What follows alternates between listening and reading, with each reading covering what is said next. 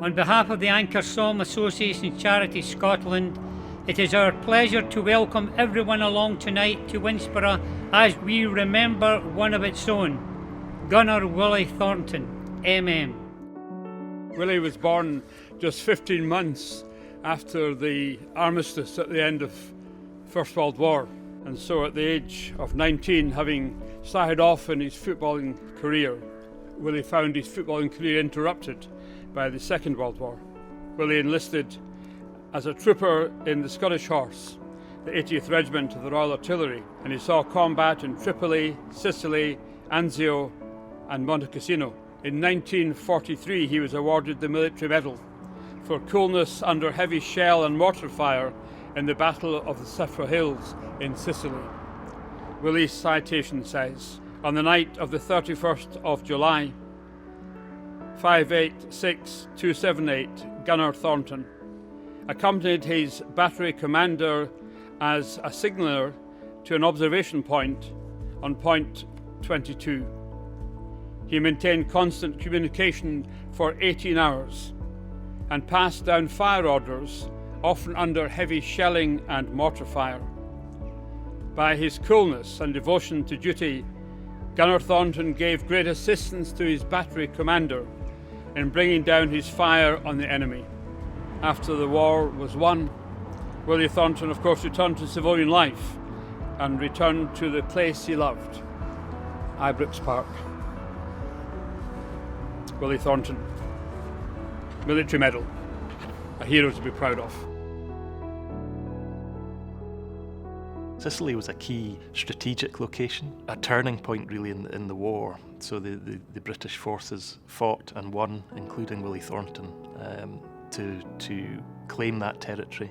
It was quite a short, sharp battle, but it was a fierce one and a crucial stage in the eventual victory. I think Thornton was known as a gentleman around the football club, a huge figure in the history of the club.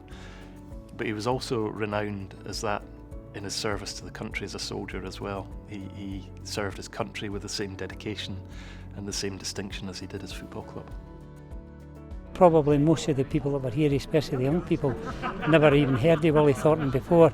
They didn't know that they had a wonderful footballer, but also a war hero for the Second World War that lived in this area, played local football, and I think it was very important going forward for the history of this place that we recognise, and that he was recognised by his people.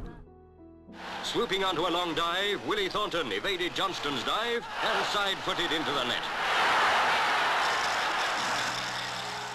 A one-club man. He was 19 seasons at Ibrox, 434 appearances total, 236 goals, striker. Quite a small man, but great with the head as well, so he used to rely on Willie Waddle's crosses, but a fantastic striker, a great player, one of the Rangers greats, and actually in the Hall of Fame. I could judge where Thornton was going to be just by a mere glance at where Thornton is and know the weight to put on the cross ball. He had the instinct of reading the flight. Thornton was great at reading the flight of a ball, the pace of the ball, the height of the ball, whether to go forward or back to it. Thornton had great instinct for that. And we just clicked from the day we came here, near enough the same time. We just clicked. There was this common just understanding that we had, which was proved very successful for ourselves and for the Rangers Football Club. Here they are again, with Willie Thornton putting them 2 up.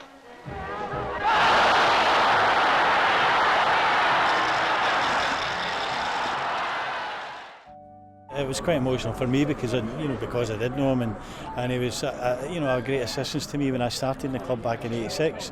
So for 5 years I knew him before he passed away. But such a lovely man. But of course we're here to celebrate not him just being a lovely man. He was a great football player and a war hero, of course, as well. Dad was Dad. He was Willie to everyone, all my friends, family, the bustler. He just loved to hold court and tell all his stories about Rangers, and he was just a lovely, kind man. We're hugely proud. Unfortunately, I never got to meet his grandsons, but they are exceptionally proud of him, as I am. And tonight has just confirmed what a well-loved person, Rangers player, he was.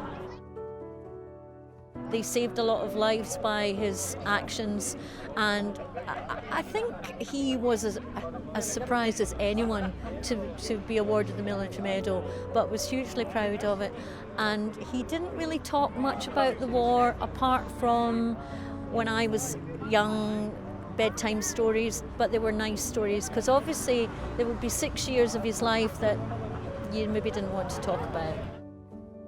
I remember my dad as being really mischievous, always smiling, and just loving his football. That was what he lived for, and his friendships with Bob McPhail, who took him under his wing when he first started at 16, Willie Waddle, his great lifetime friend, Bobby Brown, Ian McCall, Torry Gillick.